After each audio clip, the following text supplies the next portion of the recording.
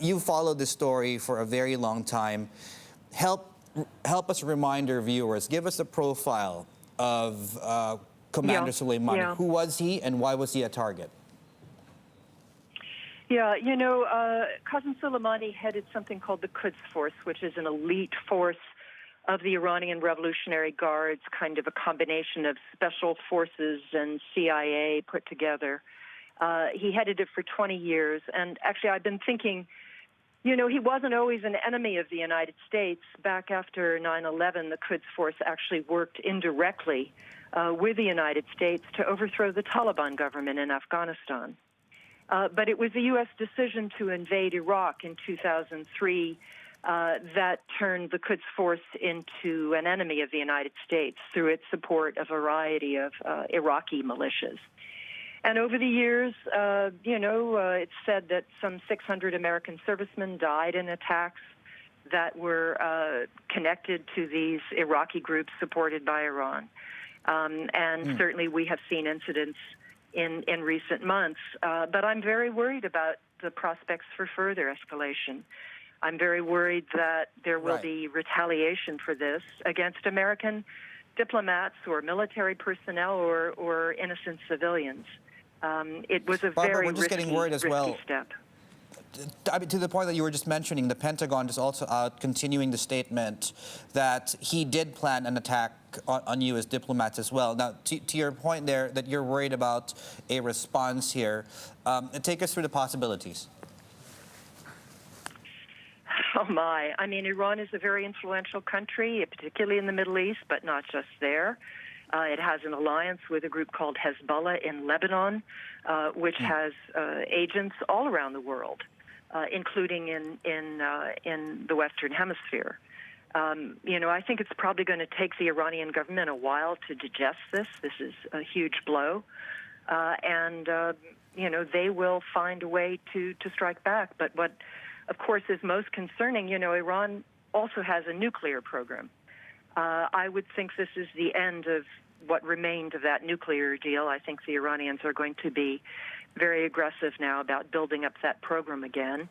They can act against other kinds of targets in the region, non-Americans, people seen as allied with the United States. Things have been tense since the United States quit the nuclear deal, but they're going to be even worse now. Barbara, this is Selena in Beijing. So you're saying this is essentially the end of a nuclear deal, that there's no way to salvage this now? I can't see how there is any prospect of talks between the United States and Iran after something like this. No. I mean, the prospects were already fairly dim, but no Iranian president could possibly sit down with Donald Trump after something like this. And this marks a series of violent episodes that have already strained relations, as you said. In terms of the broader implications of future relations between these countries, where do we go from here? And would things change if 2020 leads to a different president? Well, I would hope so. I would hope so. But this is the worst it's been in 40 years, in my view. The worst it's been since Iran held American hostages at our embassy. This is a huge crisis. I'm not sure Donald Trump understands the implications of what he has unleashed. Donald Trump, in fact, just tweeted, Barbara, just the image of an American flag. I mean, conclude what you want on that tweet. I guess my question now is... He thinks he's a big hero, but a lot more people are probably going to die because of this. I mean, that was my next question. I mean, should we start considering, not saying that we will, but should we start considering the U.S. getting into a regional war now? It's really hard to predict this point. I mean, we have to see what happens in Iraq.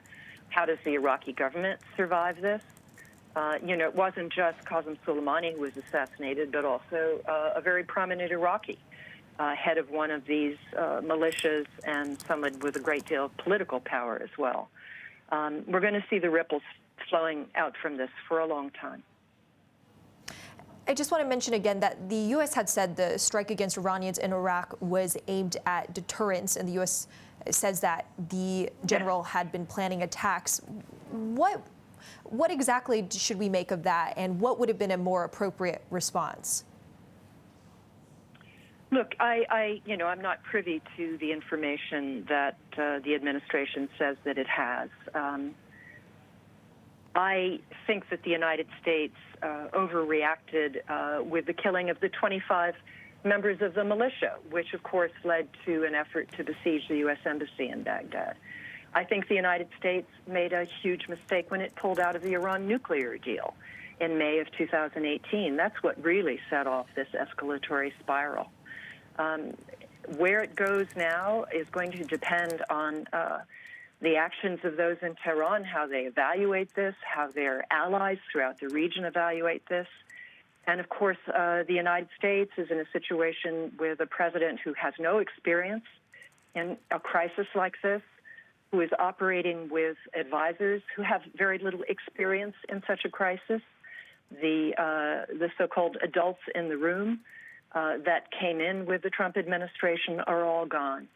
So I understand why the price of oil is climbing very high. I think this is going to be a real white-knuckle period for many people for quite some time.